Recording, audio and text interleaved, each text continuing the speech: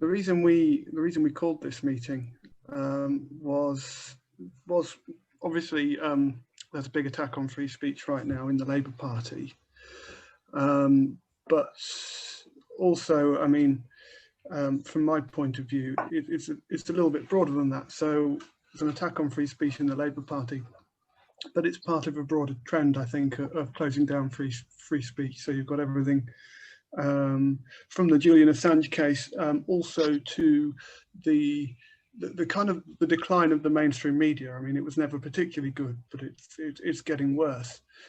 So why I think the attacks on free speech in the Labour Party and the campaign against Jeremy in particular are particularly important is because I think they demonstrate something really quite frightening about the current state of affairs. And what the Labour Party kind of issue demonstrates is how this is affecting real people who want to make political change. So the point of today's meeting, at least as far as I'm concerned, is really just to we're not going to be talking about, you know, whether people should stay in the Labour Party or whether they should leave. Although we will be interested to hear people's personal views as to why they've decided to stay or they decided to leave, or, you know, if they were being expelled and they wanted to stay and all that sort of stuff. But this is really, it's about freedom of speech. So we're trying to avoid telling people what they should do and how they should think and how they should react to the situation. So I think the first on our agenda are the councillors who resigned. Am I right? So that's Terry, and it's Faye. Am I right? It's Terry, Faye, and Alistair. Kevin. Yeah, sorry about that. Terrible with names. You guys resigned.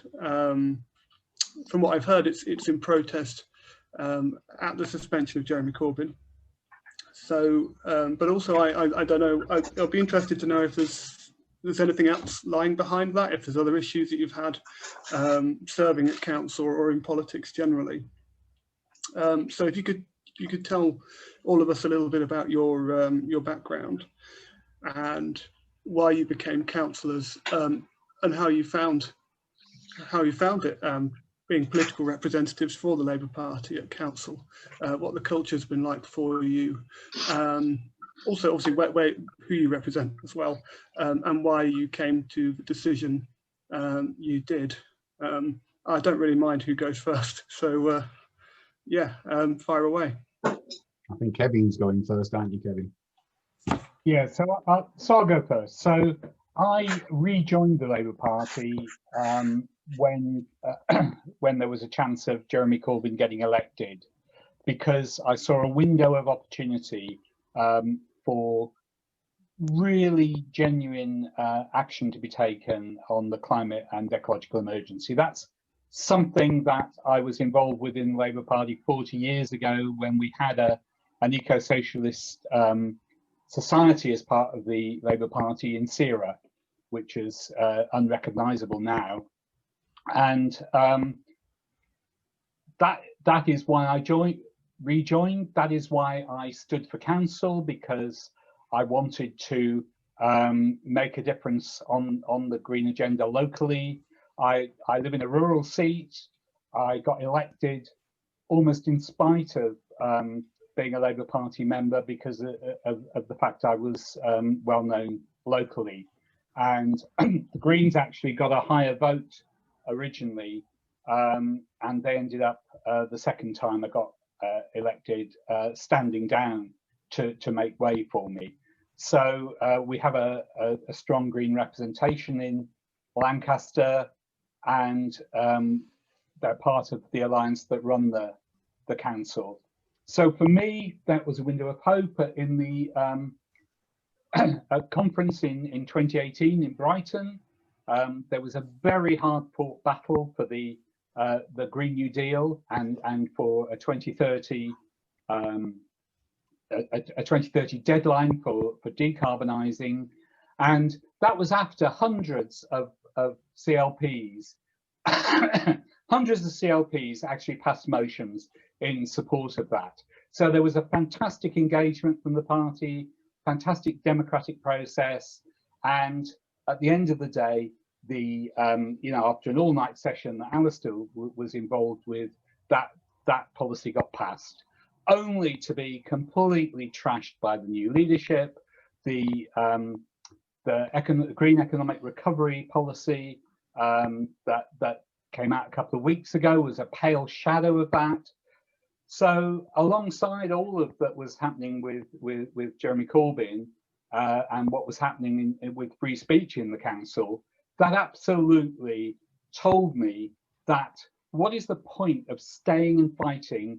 We may get that motion resubmitted to the next conference whenever that happens. We may get it passed again, but what does that matter when the leadership can just completely ignore the membership? So it's great that there's lots of motions being passed where the leadership's being defied at CLP meetings, but I just didn't have any faith in the party democracy. So that for me was the decider.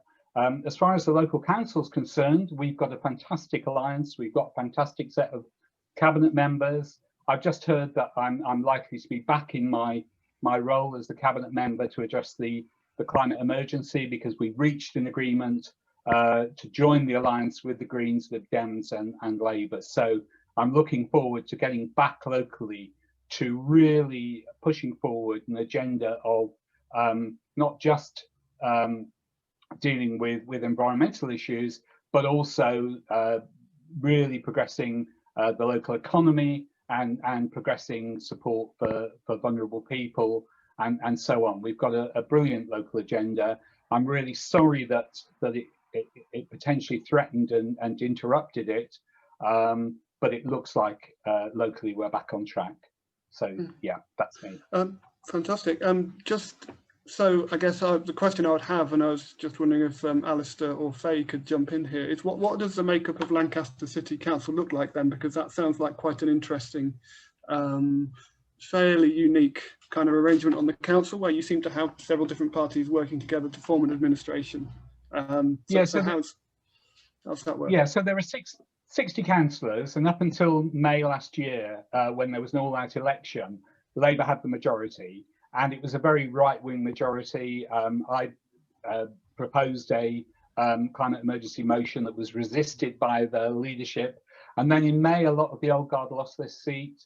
They were replaced by more Greens, more Convey independents, who are pretty unique to here, but also the Labour members who came in, including the leader, were much more left-wing and much greener. So that there weren't enough of them to form an administration on their own, so they could only get a majority with the Greens and the Lib Dems, and that's only a wafer-thin majority of a couple, so about 32, I think it was, or 33 at the time. So there are a few other councils around the place. Lewis, Stroud, York is pretty mixed in the leadership as well. So that it might be unimaginable at a national level, but actually these kind of alliances happen all the time at a local level. Okay, it's very interesting.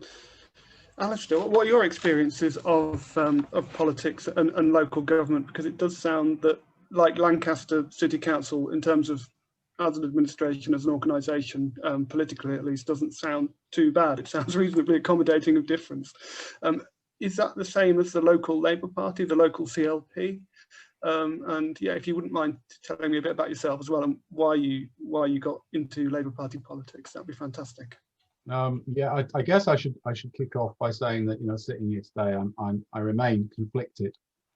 The last 2 weeks were really difficult. The last year has been really difficult, and I think just recently I tweeted in the depths of night that because of Facebook, I'm on Facebook, and you get Facebook memories every day, and every day now I get pictures from a year ago out campaigning with comrades within our local CLP in Lancaster and Fleetwood and in the rural areas. So every day I see these pictures. We were out we were out 2 to 3 times a day a year ago today, and they're people that I got to know over the last nearly 5 years, I guess. I joined the Labour Party. I was first in the Labour Party in 1987, which is quite a long time ago. I left, I drifted away, and I came back in January 2016, and over nearly 5 years, spent a lot of time knocking on doors out there. We had a lot of elections. I think I joined, we had a county election, we had the referendum. In 2018, we started kicking into the city elections, and for a long time I wasn't gonna stand as a councillor, and partly I think similar to what Kevin's talked about, really what brought me in, because before I joined the council I was a founder member of our local Extinction Rebellion group. I've been a kind of activist, anti-fascist, environmental activist for quite a long time in my own erratic kind of way, and I joined the party, yeah, and I think like a lot of people, because there was some hope. There was some hope that things could shift. The local Labour Party at that time, in terms of the council, Kevin's already said it, was pretty awful. I have a background in community development, community engagement, and there was very little community engagement. So that was another motivator for me to get involved in the council.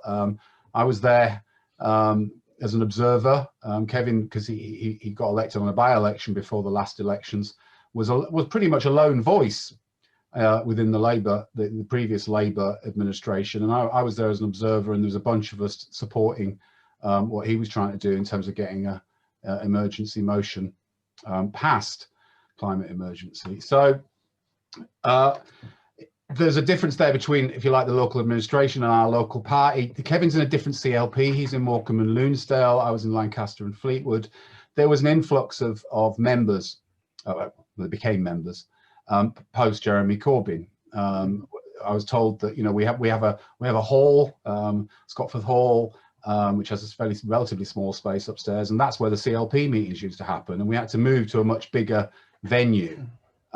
So we saw post late 2015, 2016, loads of new people, young people, and I should say that it's unfortunate today. There's 3 of us here. There would have been 5 of us, all 5 of us. Jack, I think Jack's 21 at the university. He's registered for a COVID vaccination trial, and they scheduled him for 2:15 today. That's why Jack's not here. And Katie, I think Katie's 20. She's also represents University Ward. It's a real shame that Katie's not there, because she'd have a little bit more diversity. I'm conscious me and Kevin look vaguely similar on the screen, so at least Faye's here to bring a little bit more of that diversity. I had a privilege over the last 4 or 5 years to spend time with amazing people, absolutely amazing people who were out on the streets. We never stopped canvassing. We didn't stop at all. We have people who, and I'm conflicted because there are people, again, relatively young people, who became the driving force behind our kind of election machine, and they're still in the party. And it was really difficult, and it remains really difficult, if you like, to leave them. I mean, there's a CLP meeting, I think it's Monday. Before we left, we had a branch meeting. We attempted to pass a very simple motion, which was effectively, and we passed it at Labour Group on the council a few days before, didn't we, Kevin? Which was effectively solidarity with Jeremy Corbyn and a statement that he's been a lifelong anti-racism campaigner. We managed to get that through the Labour Group because there was a significant left contingent, but we already know that a similar motion has been ruled out of order, and there'll be a fight on Monday around that. And it's a source of regret that personally I can't be there to support it. But in reality, it was that experience of making those relationships with people, with those kind of activists, that led me to where I am now. Because most of them, a lot of them have left. A lot of them have gone already. A lot of people have gone. And that's essentially because, we were going to, I voted for Rebecca Long-Bailey, but we were going to give Keir Starmer a go. But what we've seen, and prior to Keir Starmer coming in, we're talking about, 4 years, people that I was out knocking on doors with were regularly being attacked, being smeared, being demonized right across the mainstream press, right across social media. And a lot of that was being directed, supported, nurtured by a significant number of the PLP. What we've seen, what I saw, my perception is since Keir Starmer was elected as leader, those people who never let go of control, they were there within the Labour Local Government Association, they were there within regional offices, we know they were there within headquarters. Now they're back in the open, and no doubt some people will have seen Luke Akehurst's tweet a day or so ago, urging people to grasp people up. Scary. If they have the temerity to try and raise solidarity emotions, if they have the temerity to try and discuss what's happening in the party at the moment, a newly elected NEC member is saying to people, you know, grass them up, get in touch with headquarters. If you can't get in touch with headquarters, because as we know, headquarters remains a fairly shambolic operation. It always was. If you can't get through to them, get through to me. So for me personally, sitting here today, I'm conflicted. My mental health is a bit ropey. And some of that is because prior to making the decision, and it led to making the decision, I felt unable to say what I thought. And that's been something that's been going on for a long time. And it reached a point, and I think this is something that all of us share. We kind of reached the view that we got to the point where we were going to say things more openly because it had become so impossible to do it. And we felt we'd get suspended. And I think part of our decision, and it's a bit pathetic, you know, was to get some agency about that, which was that rather than wait to that point at which we get suspended, we'll take action, put ourselves out there, and take whatever pathetic amount of control we can from that. The other bit there was, and I mentioned, you know, the comrades we've left behind. What was striking, and we were worried, I was really worried what the reactions were going to be with our resignation. But what was striking across social media and you know, personal messages, that overwhelmingly locally in Lancaster and Morecambe, the messages we've received from our comrades have been supportive, overwhelmingly. On social media, we had people, you know, some people being critical and talking about by-elections, and unanimously, all of them weren't from Lancaster and Fleetwood. They were from other areas, and some of our comrades defended us on social media. And I think that was probably to do with the fact that, like I say, for the last 4 years or so, we were out knocking on doors day in, day out, raising money. Faye was a fundraiser for the CLP. And you know, her absence has already been significantly noted. So I don't know if I've answered your question here. I went off on a bit of a rant. I just kind of I'd like to finish. I think in terms of the free speech bit. Yeah. Now I'd say I'm not a member. I'm not a member of the Labour Party anymore. So in effect, you know, I've ruled myself out. It's none of my business what happens in CLP meetings.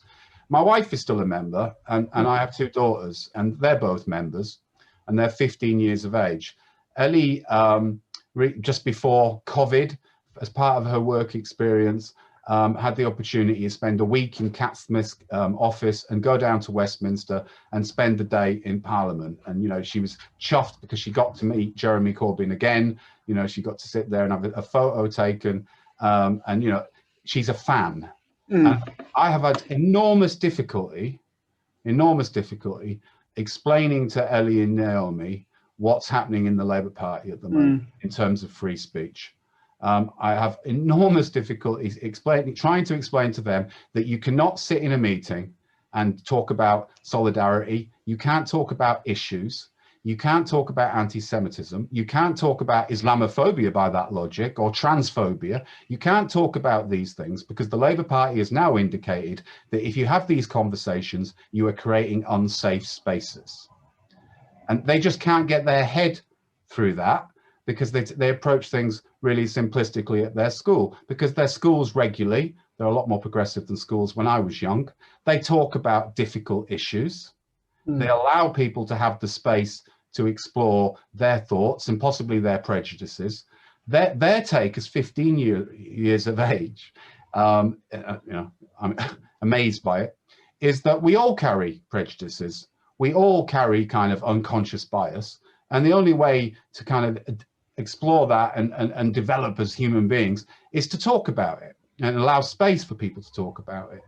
And they really can't get their heads round the situation that we have now in the Labour Party, where they, you know, are not able to go to a meeting and say, I want to support Jeremy Corbyn, or go to a meeting and say, I want to talk about Islamophobia or anti-Semitism. They can't get their heads round that. And I find that deeply, deeply disturbing and frightening, that the Labour Party, and this, I guess, in closing, the Labour Party is supposed to be a progressive force.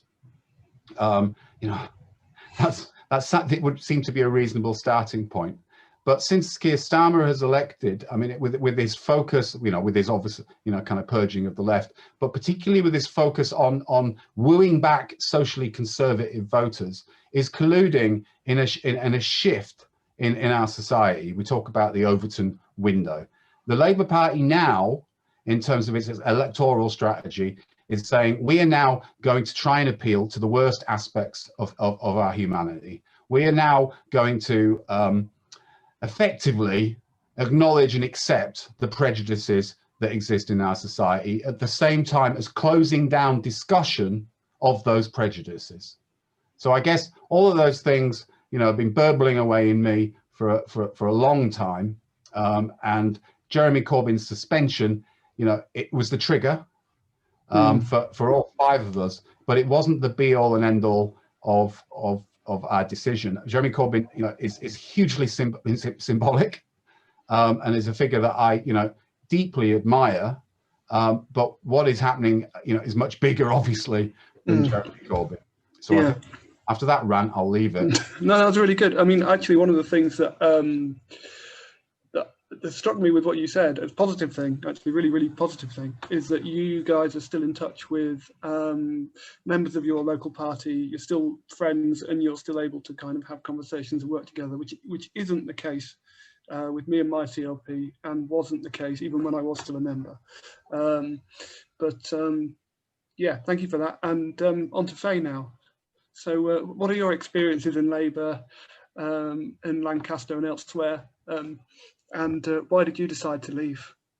And do you regret it? Is there any going back, do you think? Oh. Is Faye still there? Speaker, he's a great writer. I think my weird. Can you hear me? Can now, yeah, you can't see you very well. My internet's playing up. Okay, we can hear you okay. Broadband, hey. Yeah, well, I say that every day because my internet's rubbish as well.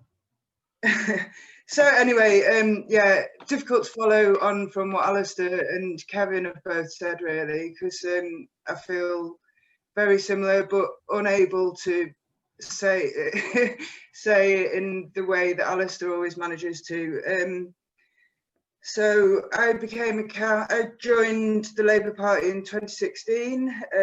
I was inspired by Jeremy Corbyn, obviously. I became very active pretty quickly. I was, as Alistair said, became a fundraising officer. And I think when you're a member of the Labour Party and you're keen to get involved in doing stuff for your local CLP, then members jump at that opportunity of seeing somebody that's keen. And so I was kind of persuaded to step up and put myself forward to be a councillor, which I would never have imagined in a million years that I would do. And to be honest, I've been very much a backbencher. I mean, I was involved before I was a councillor when Kevin put forward the climate emergency motion, and you know, there was a lot of support from grassroots members to Kevin about that and other motions that he managed to put forward, because the city council before wasn't really very progressive. So yeah, the council now it's really shifted, which I think is really great. But for me, there's been a kind of tension between calling myself a Labour councillor and being a Labour Party member when the party has shifted so tragically away from where it needs to be. That's kind of a lot of the reason why I've felt I had to leave, because I just didn't feel like I could stand up and be a representative of a party which is so far removed from what the party that I joined, and I don't really want. I kind of felt like I don't want to even give Labour that agency of like, oh yeah, we're doing really good stuff locally and it's down to the Labour Party, when actually the Labour Party nationally is just kind of gone to shit, really. So that's why that's a lot of the reason why I've left. And yeah, like solidarity with comrades. I'm really glad that we're keeping in touch with members. I feel really awful that they're getting left there in meetings without the backing of so many of us that were out working so hard for Labour government in 2017 and 2019. But at the moment, I don't feel like I can work for a Labour government. I don't want a Labour government. I want a socialist government. And we're not going to get, you know, we're not going to get that. It's just, this year has been a series of disappointments that have just kind of led me to the decision that, yeah, we're not going to get a socialist government anytime soon. And staying in and fighting, I can see why some people do it, but it would just make me feel bad. So it's not something that I can do. I think as Alistair was saying, it can take a toll on your mental health. Actually, it's not always a very pleasant environment if you're always fighting these battles. And instead of, often it's you've got limited amount of time, so it's sometimes it's a choice between going to a CLP meeting and actually doing stuff in your community. So sometimes it's better just to do stuff in your community. Yeah, just out of interest, you said you were a backbencher. What was it that motivated you to become a councillor in the end then? Because that's obviously not something that you had previously considered. So I think, like I said, there was quite a bit of persuasion going on, but I kind of consider myself a sort of normal person. And, that's often like not what you see. You don't see that represented on councils very often. So, you know, there's a lot of older people who are retired. There's not as many women as there are men. You know, so people, you know, I've got a youngish family. So so part of it for me was sort of just being a normal voice. But yeah, it's difficult to be that normal voice when you're busy. But yeah, and you know, us now being the 5 eco-socialist group, it's exciting, but it's also terrifying, because I'm going to have to go from being a backbench sort of one of 19 in the Labour group of just saying things every now and again to becoming a little bit more involved. But I'm kind of looking forward to it. I think, you know, we're going to be developing links with like Acorn is quite strong in Lancaster, the housing union, and yeah, so people have got our backs and we've got theirs. So yeah. I guess this is for all of you, just to kind of to sum up. What do you think of, because obviously there's debate all over the place at the moment. I don't actually have a particularly firm view on the future direction of the Labour Party or not. For me, my stepping away was a personal decision more than anything else. But is your grouping, is it the Eco-Socialist grouping, is that a new local party? Do you think there should be a new local party? Or do you think perhaps that's not the way forward? I just wondered what your thoughts are. Perhaps a new national party as well.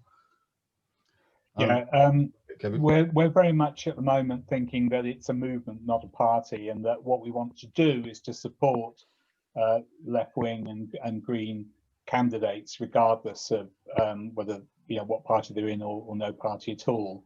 We're really not not considering at the moment anything more than a movement. I think, yeah, I mean, I'll emphasise again the bit about our contact with people in the party. We've got a meeting on I think Sunday. We're meeting with people on the inside to look at how we can work together. I think, and it was, you know, full of fear, but I think there is a growing realisation that we have freedom on the outside that can complement things that are happening on the inside. So we can work with comrades within the Labour Party to support each other. Many of them, I mean, Faye mentioned Acorn. A big chunk of people that have left are involved in Acorn, but there are still people inside that are. There are some really vibrant community campaigns that are happening in Lancaster and Lancaster and Morecambe, really. We don't like. Is a source of regret. Fleetwood is a particular source of regret because they've been on the ropes for a very, very long time. We went over there and campaigned. You know, Brexit did them in Fleetwood, and you know, Keir Starmer and his Remainer standing up at conference and saying, "I'm a Remainer," really helpful in Fleetwood. As Kevin said, we're not talking about a party. We're talking about an eco-socialist network. We think that's something that can open things up. But 2.5 years is, I mean, we're individuals as well. 2.5 years is, you know, that's next time we have our elections. Personally, I would look at the candidates that are standing in the election. I think the district, particularly in a climate emergency, and you know, Kevin covered that, but that was a big bit for me. The last general election, a lot of us talked about it being the election of a lifetime, the climate election, and we lost it. We're left to do, you know, looking at what we can do locally, and that for all of us is the absolute priority. So 2.5 years down the road, I think there is a role for us and people like us elsewhere to be in our communities, you know, being pretty vocal, working with the Labour Party when they want to work with us, but also saying, if you don't get your act together, you know, well, we might stand against you. Yeah. If there's a good Labour candidate, we support that Labour candidate. If it's a good Green candidate, if it's a good Lib Dem. Oh, Still there. You said the wrong word. If it's a good independent, the new alliance, Kevin said that we've just, you know, it's just been, you know, is widening to include a group of seven independents, Morecambe people who didn't get involved through the party. They wanted to do stuff locally in their community. They're the sort of people we need to get on board to address climate change. It's not Greens, it's not Labour lefties, it's so-called ordinary people. So I hope that, you know, if we have the energy, I hope our network will be a place where people can come together. Because at the moment in Lancaster district, just talking Lancaster, outside of the Labour Party, there's kind of the SWP, you know, who've been hoovering up a few people, and you know, I have some issues there. So there's a gap. There's a gap in the market, and I think there's a gap in the market right across the country for people to come together to do community organising to address the climate emergency, but also to keep saying to the Labour Party, get your act together. Yeah. Okay, thank you. Thanks all three of you. That was really, really interesting. We've now got a different perspective. The next person I've got on my agenda is Kerry, who is a member of the Labour Party from Teesside, and she's been suspended. Do we have Kerry here? Yeah, I'm here. I was a Labour Party member. I'm now expelled. Oh, okay. I've been accused of anti-Semitism, but I've had no proof of these allegations against me. I just got an email from legal to say that I had 14 days. Is it 14 days or a month to appeal it? and just the allegations were listed against me without no evidence. I was a branch secretary. I've been, I think I've either emailed you before, Phil, about I've met Jeremy Corbyn a couple of times. I was there at the beginning of the year, a round table event with him. I do a lot of things with Universal Credit. Yes, yeah. And it's literally, I'm Redcar CLP, and we went blue in the general election. And as everyone knows, we lost a lot of Labour Party councillors. I'm all confused with the years because COVID's just been. Last year, the local elections, we lost a hell of a lot. Our CLP is toxic to the core. The EC meetings are just absolutely horrific. I would call myself a lefty, and another person is a lefty against the former MP when she was about, and her office staff and her friends, and now it's her friends are all on it. Yeah, but I was a branch secretary, very, very active. But I just got an email from legal and compliance, or whatever you call them, to say that I've been expelled. Well, I'm expelled for a minimum of 2 years, which is quite shocking. And I submitted my appeal, and I've been told that I have to wait for an NEC hearing, which I've got no clue about, to be fair. Yeah. But I still haven't seen any of the allegations any evidence of these allegations against me.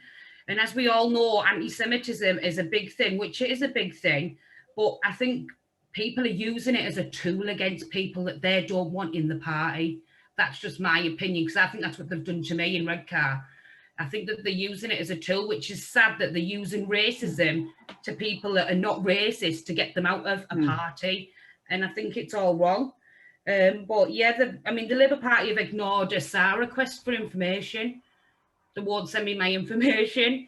It's just a bit of a joke, really. And I think that it's a big purge of the left. And if you don't sing to their tune, they want you gone. I didn't vote for Keir Starmer. I attempted to support him, but I just think last year, before the general election, he shot the Labour Party under the bus with the EU referendum second vote. And then he totally went against Jeremy Corbyn after supporting him. Obviously, he was all false. And he said he wanted unity within the party. And I've never known such a divided party at the moment. And the amount of people that are leaving, it's really, really sad when this country needs a Labour government. And it's just really, really sad. And now we're getting muted.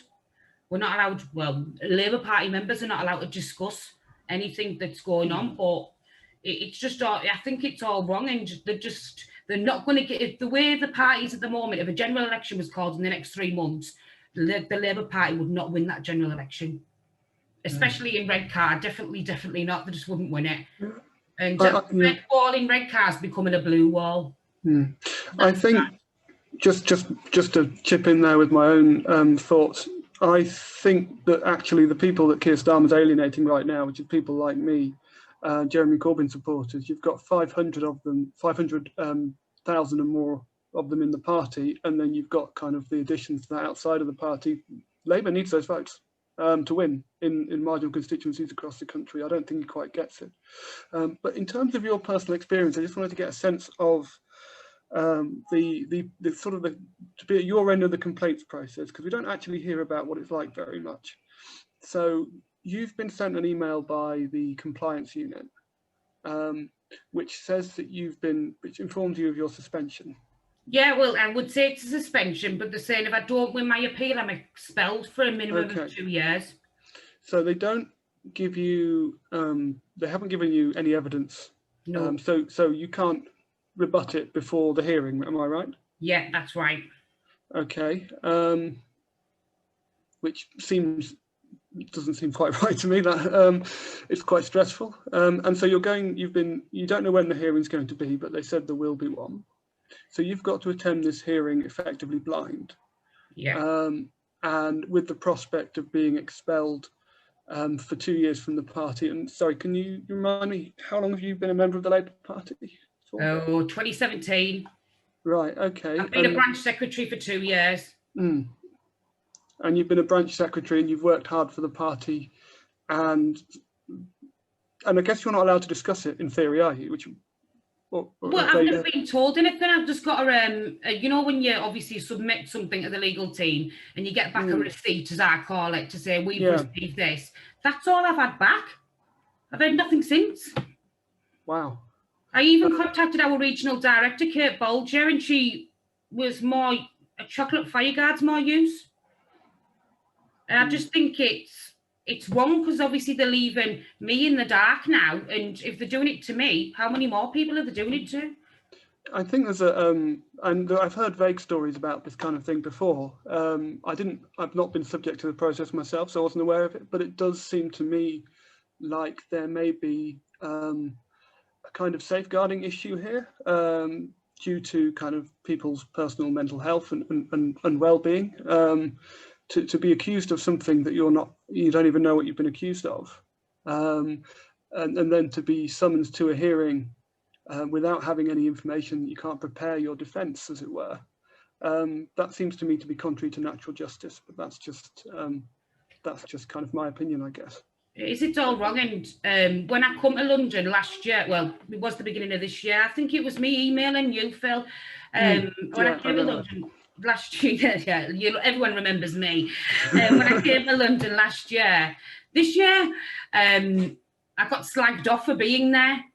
I got slagged off within our CLP for being there because it was our leadership nomination night, and our CLP, much to even my shock, voted for Rebecca Long-Bailey, and they were all going mad, and I got slated for not being at that meeting.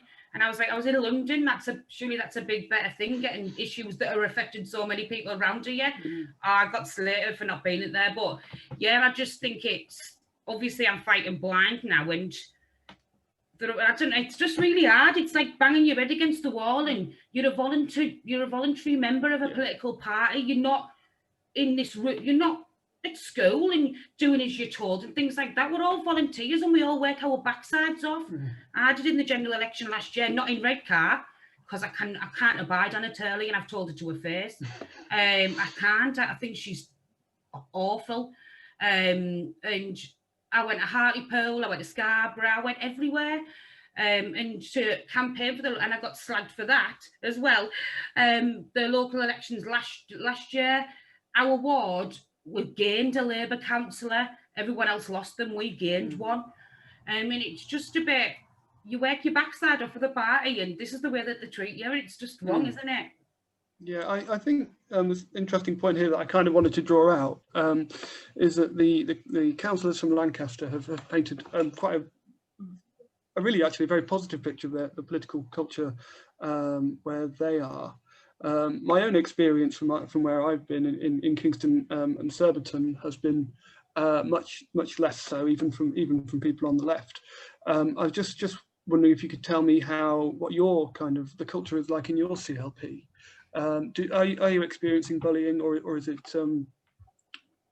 different? Is it nicer than that, or is it quite complicated in terms of the relationships between people? Our CLP meetings are toxic. They are horrific. If now that they're online, they're just even worse because the acting chair just mutes you. When I was at my EC meetings anyway, that he just mutes you. You're not allowed to get your point across. If we, like last year's AGM in 2019, we obviously were all there, and I put my hand up to speak to the chair then, and I was an EC member about the standing orders getting changed. And in the end, I stood up with my hand up, and he still ignored me. We got loads of abuse, and 37 members of that AGM walked out behind me because I walked out. And Anna Turley tweeted about that the other day, actually, when the NEC lot walked out. She tweeted about that, and she's been spreading a venom, as I call it. And she tweeted about that, and we got slagged. It's just horrible. It's awful. And I've been screamed at, shouted at in EC meetings for being a member of Momentum. I've been shouted at for being a member of Momentum. It's Jeremy Corbyn, you'd think was the devil, the way them lot in Redcar go on. They just do not like him. And your views, if you're deemed as a Jeremy Corbyn supporter, your views mean nothing in Redcar at all. So given all that, and because that is, I suspect my experience isn't quite as bad, but it's along those lines. I mean, we had once, when I was standing for council back in 2018, they tried to stop us from having any funding for our campaign. See, another reason they didn't like me, I refused to give our branch funds to the CLP for Air to Waste. I refused that because they say it's voluntary and everyone else give their pots of money. I refused to give ours. And I've called Anna Turley out on a lot of things and they don't like me about that either. I've brought issues to light and they don't like it. Well, this is the freedom of speech issue again, isn't it? I mean, the Labour Party, if it's going to be a progressive organisation, needs to facilitate people who have dissenting views, because it's the party that's supposed to be there to change things, and you can't change things unless you bring on board people with progressive dissenting views. So anyway, in terms of your experience within the Labour Party, it does sound resoundingly negative, I have to say. As it stands, you've been suspended. But are you fighting that? Do you want to stay in the Labour Party? What do you see for your future relationship with the Labour Party? Oh, I want to fight it because I don't want... well, I'm in the process of attempting to fight it, but the way things are now, nationally, I do not think I've got a chance of getting back in the Labour Party. If they can do what they've done to Jeremy Corbyn, what's little old me going to get? And I think that a lot of people will have that attitude, but I will fight. I won't lay down to any of them, like in Redcar, definitely not. And I will fight it to the hilt with them. But I want to be back in the Labour Party because I want a nice candidate that's going to appeal to people to become the next Labour MP in Redcar, not someone who's parachuted in from down south who hasn't got a clue. I think I've got a lot of views about the next candidate to be the MP in Redcar. I'm still very close with my branch and members within our CLP. I'm still in contact with our Labour councillors in my wards. They wrote to the EC in my favour, asking them, saying what you've done to Kerry's wrong, and it was completely ignored.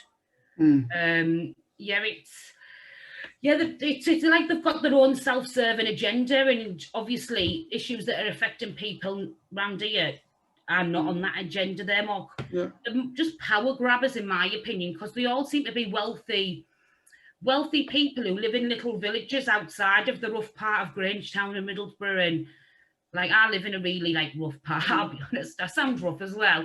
But they all live in good on them, but they haven't got a clue about claiming universal credit or the actual issues that people are going through. And I think that's what really makes me even more sick about them. They're just self-servers.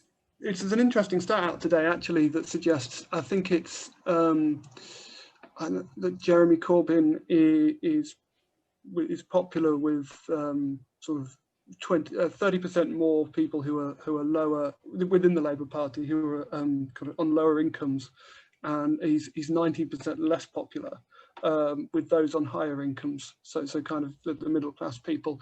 And not to go on too much about myself, because I'll have to get on to Ian at some point soon, but in terms of my experience as well, the big problem that the Labour Party in Kingston and Surbiton has is what I fell out with them actually probably around 2018, or rather they fell out with me because of my campaign against an estate regeneration.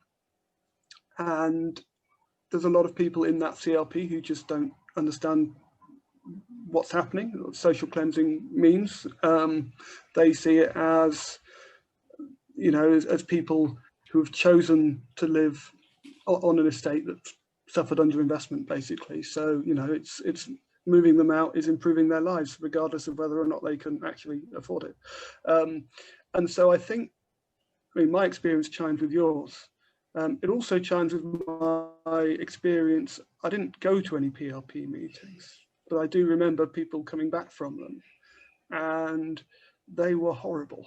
So you've got, not everywhere, as Lancaster City demonstrates, but in a lot of the country, you've got a toxic culture within the Labour Party, from the very top at the PLP, right down through to the grassroots, and it's been cultivated there. And you've also got a dominant middle class of people within the PLP and elsewhere who aren't particularly necessarily interested in or knowledgeable about the well-being of most ordinary people in the country. and that is a big problem for a Labour Party. It's a huge problem, I think. It is the need to get back to the working class roots, and I think that the need to have. When I went to a conference last year, I was on a universal credit panel for Unite the Union, Unite Community. And I was like taken aback that how many, like, there wasn't many people with a working class twang there. They were all like well spoken, and I'm not disregarding anyone who's well spoken, but do you get what I mean? There wasn't many Ian Lavery's there, put it that way. Yeah, I like Ian. I am afflicted with a well-spoken accent, even though I'm not actually from a middle-class background. I come from brought up on a farm, a poor farm, just a very small family farm. So I think there are experiences like that. Actually, it's not for everybody in terms of, it's not this way for everybody, but it can help. If you've had a difficult time yourself, it can help you to empathise with other people in similar situations. And I think that's something that some people in the party are lacking, but that's my personal view. Anyway, I think it might be a good time to bring in Ian, because we're talking about class politics effectively. I'm really sorry, but I've got to go and get my daughter from school. I'm all right. Okay, sorry. Yeah, all right. Thank you so much for your contribution. Normally anyway, but I really appreciate it letting me on to come and speak to you. I've met Ian a few times. He likes a good pint.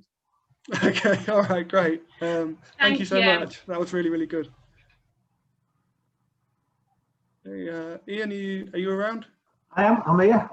Hello, nice to meet you. How you doing? Yeah, I'm all right. How are you? How are you? That was Friday. Always good on a Friday. Yeah. I've been reminded that I enjoyed a pint when we're in lockdown. Yeah, I miss going to the pub, I have to say, actually. Yeah, it's probably the first thing I'm going to do, which says a lot about me. Anyway, so just carrying on from what I was talking to Carrie about in terms of class politics. Now, I've been reading a bit of stuff about the Bakers Union and your plans. I mean, some people are saying that whether is it considering disaffiliation from the Labour Party, or is it just is it lowering the contribution of funds? What is it that you're having a vote on? So we're carrying out a consultation with our membership about whether or not we remain affiliated to the Labour Party, and the intention is that we will have an understanding of what our members feel by the time we get to our conference in June, because we are aware of a number of our branches are submitting motions to disaffiliate, and obviously we want to make sure that we've had every opportunity to have had a debate with our members before we make that decision, and the reason for that is because we've had an awful long association with the Labour Party and all its different guises that go back to when Keir Hardie addressed us in 1893. I mean, we were standing candidates as independent Labour at the turn of the 1900s. I think 1902 we had an independent Labour person over in Barnsley. So we've had a long relationship. So obviously to make such a decision, we want to make sure that we've had the opportunity to have got the views of our members, so we can make a decision in full knowledge of what they feel. And what are you hearing from your members at the moment? Because you said you've seen some motions going through branches. What is your sense of your members' feelings about the direction of travel in the Labour Party and what they've seen about the internal culture of the Labour Party? Yeah, I mean the feeling is very, very strong that this the recent speech given by Keir Starmer at the CBI, and the failure to speak up for trade unions suggests that the travel is no longer about rebalancing the situation which we face in our workplaces and in our economy, which disadvantages working people. One that sees, again, everything will have to be from a business perspective rather than a people perspective. And move back to that type of politics, which is dominated on the basis that probably bought by corporate business because what's also quite clear is the intention to move the reliance on what they would see trade union money to wealthy corporations and wealthy individuals. And we all know there's those people don't give money unless there's something in it for themselves. Well, one of the interesting things that because I know a little bit about Labour Party history and the background of it, is that on the right of the Blairite right of the Labour Party, so because it's not necessarily the same as sort of the agenda of GMB and that kind of sphere, but the Blairite right has long talked about making the Labour Party, reforming it into a kind of Democratic Party UK to mirror the Democratic Party in the US, which means cutting ties with trade unionism and making it more corporate. But I have read that they haven't actually got any donations from wealthy individuals, so it's not working. In terms of your future with the Labour Party, I mean, what do you think, and kind of the more general picture, with talk of new parties and movements and things outside of Labour, do you have a personal view on that, whether a new party would be worth pursuing, or if a different approach is necessary, or if the Labour Party can be saved for decent ordinary people, and even electorally, because I'd be surprised if Labour won at this direction. But I mean, I hear all the stories about the failure that would occur if we tried to form a new Labour Party, and history would suggest that that's correct. You know, when parties have broke away or been formed from the Labour Party, they have a tendency to collapse. I suppose the most successful split was probably the Social Democratic Liberal Party, or that would probably be the most successful breakaway group. And quite clearly, the political situation currently in this country would suggest, because of the first past the post system, it would be very difficult for a party to break through. But I think the Brexit Party has demonstrated that you can influence the direction of politics in this country. I think that's what the Brexit Party has done, and obviously one of the advantages, though, that the Brexit Party had was obviously the fact that it was part of the European Union and they were able to stand in European elections. So whether that would happen after we come out of the European Union is a debate, I think, that needs to be had, because obviously under the current political system, it certainly doesn't advantage an outside party being formed. But again, it also doesn't, help the Labour Party win an election either, because of its stand, I think, in Scotland in relation to failure to recognise the democratic right of the Scottish people to have another referendum, which I also think will impact it in Wales too. I think the chances of Labour's electoral success in 2024 is remote. So the idea that working class representation in Parliament is going to be enhanced by remaining in the Labour Party, I'm not certain either will achieve what we want it to under the current leadership. So if that's the case, then we have to consider political alternatives. We have to look at how we challenge the current situation inside the Labour Party, and that could mean, for example, that we instead of funding the Labour Party, maybe we put organisers in constituencies where key members of the Labour Party sit, and we campaign to get them unseated, for example. That might be an approach that our members want us to take. I mean, personally, I would prefer to go down the path of making political representation represent the interests of the people who, in my trade union, would be classed as working class and from working class communities. I just don't think that that's available at this moment in time, and we need to drag, obviously the leadership of the Labour Party to a position where it's serving our interests. I mean, I was speaking speaking to Carrie a little bit about this issue of working class representation. What's your experience as national president of the Bakers Union? You've probably, I guess, you've spoken to a fair few members of the PLP. What's your kind of understanding of Labour Party politicians as a whole, as a group, and their connection or otherwise to ordinary people across the country? Do you think they are representative? I think there are some good Labour MPs. I think there's some very, very good Labour MPs. I think, you know, they're often, you know, if they're decent and they're associated with us, they're often considered to be on the left. I don't think all of the people that we're associated with are on the left. But you know, over the last few years, they have been prepared to take part on our picket lines and stand with our members, which I think's been important. I'm not certain that that's going to continue under the current leadership. I don't think he's that type of a politician that would want them there. Obviously, it was good for an election leaflet to suggest he was on that wing of the party, but I think, you know, he's now more comfortable sitting in the boardrooms looking out at the picket lines than standing on them with us. And I think that will play badly with a lot of MPs in who we are associated with, because they are, you know, in many cases ingrained in our movement. And that is going to be a difficult situation that they find themselves in too.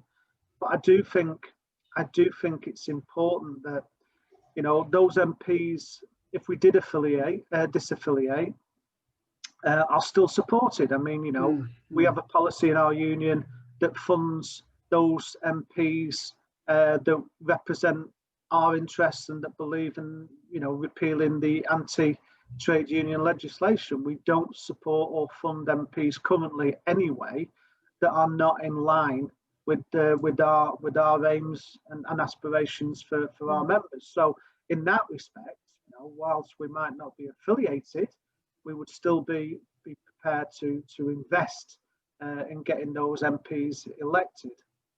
Okay, that's really interesting, because that suggests, because when people talk about disaffiliation, it's almost like it's a sharp break cut off and that's that, but it's not necessarily the case. And actually there might be a way of supporting decent MPs within the Labour Party, even if you're not affiliated, which is very interesting.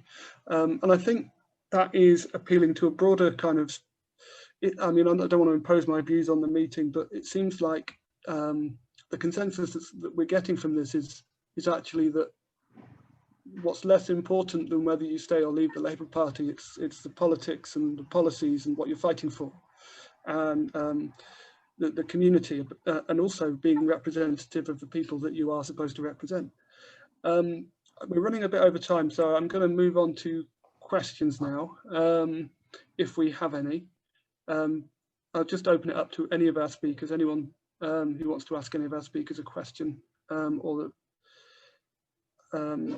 have any been submitted? I can see Carmen with a hand up. I found Ian, I mean, everybody that I spoke today, inspirational, but especially Ian, because I am struggling on a daily basis between living and staying. Because on the one hand, I want to stay because perhaps one day my vote is going to be needed to vote for the right person, like it happened in 2015 and 2016, then I vote for Corbyn. But I am struggling because by staying, in a way, I think I am legitimizing what is going on, the lack of freedom of speech, the censorship, everything that is going on. And I found it very difficult how on earth I am staying in this party. So completely solidarity with the 3 councillors from Lancashire, the 5 councillors actually from Lancashire that left because they couldn't stand it anymore. I absolutely salute you. Solidarity, brothers. But to me, what we need to put, whatever we stay, speaking for myself, in the Labour Party or leave, is to save our levies, whatever we can save, to support candidates like Kevin, to support candidates like Alistair, like Freya, like Nadia Whitton, Sarah Sultana, all the councillors that are members of the Socialist Campaign Group with their campaigns. Whatever we stay or leave, As volunteers, we can choose to who we are going to support, to who are we going to donate.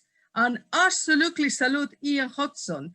You know, you live absolutely, but the same money that you are putting to the Labour Party, put it towards candidates that we want and towards maintaining a socialist presence within Labour, because we need that presence. We don't care if the pseudo, you know, socialists fail, no fail, get elected, we don't care. But we need that presence, that socialist presence, to be maintained and even increased. And I would say, Alistair, Kevin, please stand.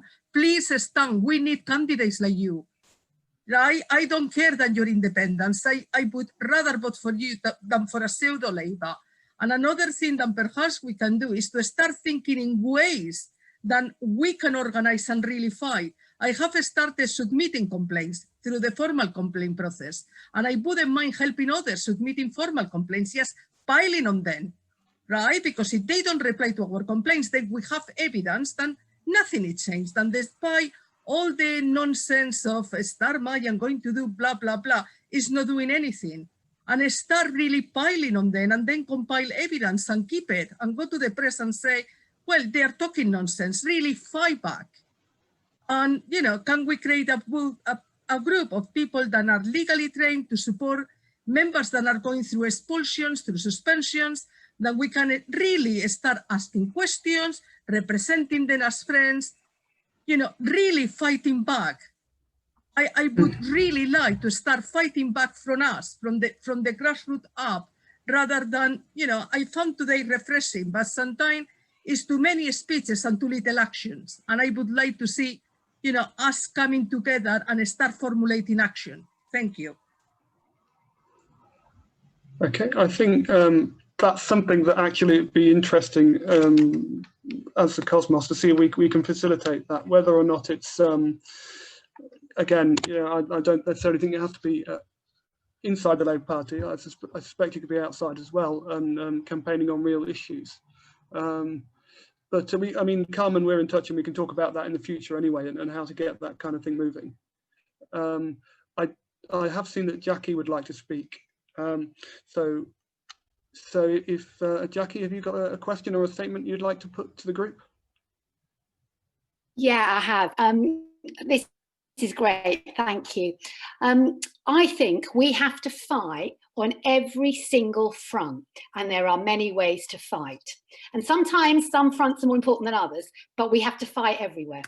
And I just want to go back to the candidate question. I am really proud to have had the support of Ian and his union. I stood as a candidate, and under a group of candidates came together who were working class, who were socialists, and who stood not for personal gain, but to push forward the movement. We knew how toxic the Parliamentary Labour Party was, and it's really important we have people of the people, nothing about us without us. Those are the people we have to get behind. And it was so refreshing to hear Ian say that. Now, there's a huge problem. Lots of candidates who were working class absolutely bankrupted themselves, who, you know, had to give up jobs, who struggled. It is so easy for middle class people, for people who have jobs as parliamentary researchers, it's so easy for the right to game it. We have to be better as a movement at looking after, nurturing and supporting our working class candidates, and not a penny of trade union money should go to candidates who literally the second they cross the floor, they don't support us. So there is a real fight to be had with trade unions about supporting candidates who are socialists. So that was my first issue. So we have to fight that, but that's quite long term now. And I struggled to stay in the party, but the key thing that is keeping me here, and by the way, I'll still be part of the movement and I will still fight for the left. But what is keeping me in the Labour Party is that Keir Starmer wants us all out. He wants us all to go, because actually he cannot get things done whilst there are good-hearted people, decent people in the party. And I genuinely believe that this is designed to demoralize us, to confuse us. We're fighting by rules that they rip up, that they literally rip up. And so that's what's keeping me here. but not to, we have to extra support them. We should, but I think there is a role. It's not the most important thing. We're fighting, being active in our trade unions, all of that is important as well. But I think we've had too many glamorous left-wing rallies where it's talk, talk, talk, and we are used as a stage army. We're not the stage army, we are the army, and we need to be front and centre. So thank you for organising this. Thank you, Ian. And I think we just have to look after each other, and nobody should feel bad if they're feeling, because it is so toxic in some groups. But if you can, stay, embarrass them, know they want us gone. Know that if Keir Starmer was that confident of winning, he wouldn't have to tell us to shut up. The only reason we're having our freedoms interfered with is because they cannot win fairly. So we can do this, and I want all my support to Corbyn, and he's such a good man that he does not deserve it. And the best thing we can do for him is to bloody steal that party, because we're not stealing it, we're taking it back. Brilliant, thank you, Jackie. I think Jane Aitchison is next. Hi, I'm Jane Aitchison from Pudsey in Leeds. I was the PPC here in 2019. I just want to thank you for organising this meeting today. It's been really inspirational. As you can see from the picture behind, that picture behind is me and Jeremy in Horsforth Hall Park. And that day, it's about a year ago today, actually, we had the most fantastic day filled with hope. Thousands of people really, really hopeful of what a Labour government could do for them. And only a year ago, incredible. I got back involved with the Labour Party and stood here, not because I fancied being an MP. I've never really understood why anyone would think that it would be pleasurable, but because I thought that it would be the best way of achieving some semblance of socialism in my lifetime. And that's why I've stayed in the Labour Party now. And that's why, to be honest, I would urge people to stay in the Labour Party now, because I think that is the best way of us rebuilding and taking control again and moving back towards socialism.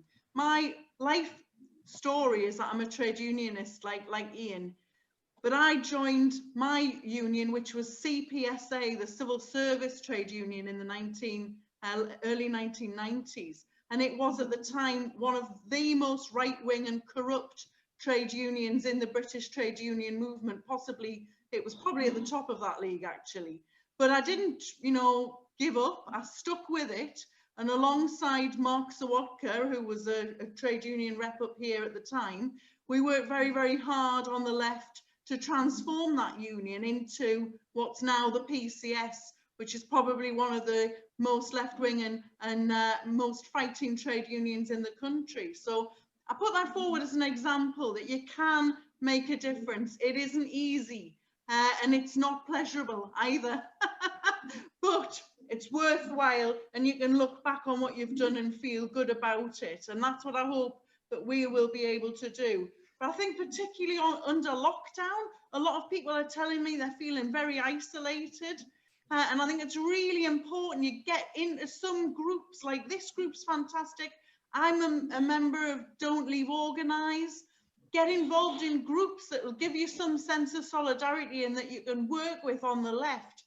In Leeds, we had I organised a big meeting here with Richard Bergen last Saturday, virtually, of course, and we helped to, we've really helped to reinvigorate the left in Leeds. My CLP, which is not a left CLP, unfortunately, passed a motion censuring David Evans and so on this week. Northwest CLP, which is not a left CLP, did the same thing last night in Leeds. So we can do this. We've had some real achievements, winning the left NEC, getting Jeremy reinstated was a big achievement. We can push back and we can make more achievements, but only, comrades, only if we stick together. So keep on sticking together to win. That's always what I say. Thank you very much for organising this meeting. Great to see you all, comrades.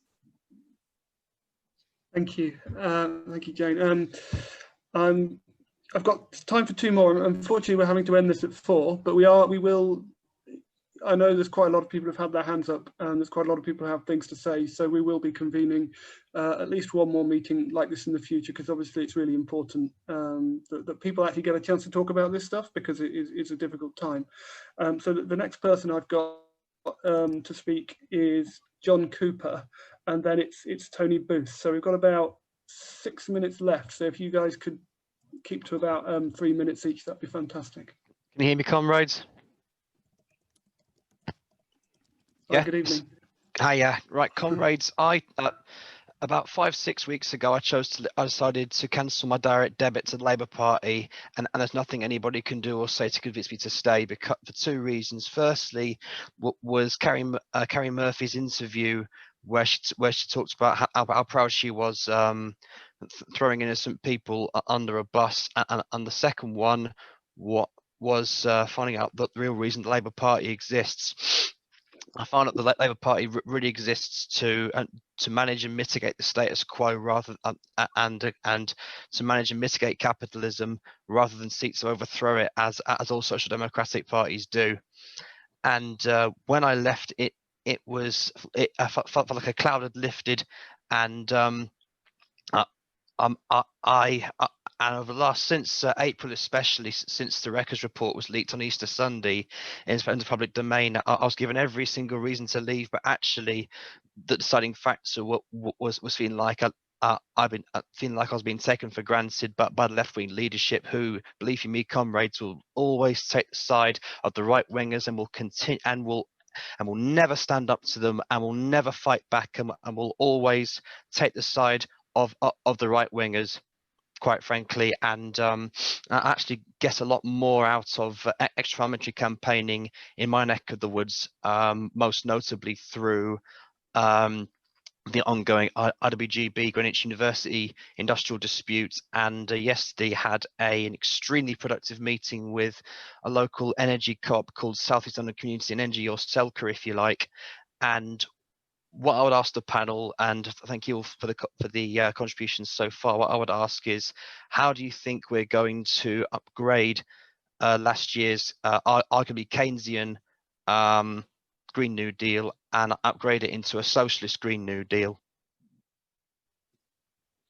Okay, that seems like it's tailor-made for the Lancaster City Councillors. If any of you guys are still on the call.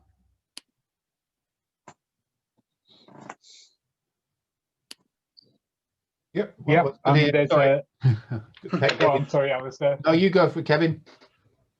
Yeah, no, I mean, there's a lot to be done, because ultimately the climate crisis and the ecological crisis that we're in is the result of capitalism. It's the result of unrestrained growth, and we've got to start having that conversation. We've got to redistribute the resources of the planet. We've got to, so yeah, there's a lot of conversations. There's a lot more work needs to be done to improve the Green New Deal. Yeah, definitely.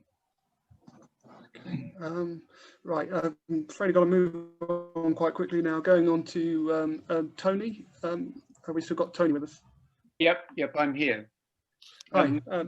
Okay, well, I joined the Labour Party for similar reasons to Kevin and Alistair. I was in the Green Party because at that time the Green Party was to the left of the Labour Party, and because I have a passion about green issues, and I'm a climate activist and a biodiversity activist, and that's what I would like to be spending my time on. As a Jew in the Labour Party, it's been difficult because I found my attention deflected from talking about private prisons to talking about anti-Semitism. I am absolutely shocked and disgusted by the advice that's come from our General Secretary. I believe this uses Jews as a weapon in the factional fight of the leadership. This is disgusting. And I even have used the word evil. I wrote to my MP today, and I think many of us have got MPs in the parliamentary party who have very little in the way of courage. They stood there watching Jeremy Corbyn be abused parliamentary meeting after parliamentary meeting, and they said nothing. They came back to us in our parties and pretended that kind of things were okay and they were dreadful. I think in this case, I've asked my MP if he will distance himself from David Evans' comments, because if he doesn't do that, he is complicit in the weaponization of anti-Semitism for factional purposes. And this, if there ever is a case of anti-Semitism in the party, this is certainly one. It is abusive of us as Jews, and it blames us for the removal of democracy in the party. It says that it's because of us, our sensitivities to political debate, that means that democracy has to be taken away from everybody. I repudiate this, and quite frankly, there are worse things to fear than being kicked out of the Labour Party. If I'm kicked out of the Labour Party, I'm there in solidarity with Alistair, in solidarity with Kevin, and we'll fight our corner inside or outside the party. Thank you, Tony. That was really brave as well. So thank you so much for that. So I think we've got to end the meeting there now, guys. Thank you so much, everyone, for coming along, and especially to Alistair, Kevin, Faye, Kerry, and of course Ian, for joining us to speak about this really difficult, actually very sensitive matter. So yeah, I think I'm going to have to call it a day there, but again, thank you so much. It was a really good discussion. I've learned a lot, and I think we've all had a good chance to air some of our views.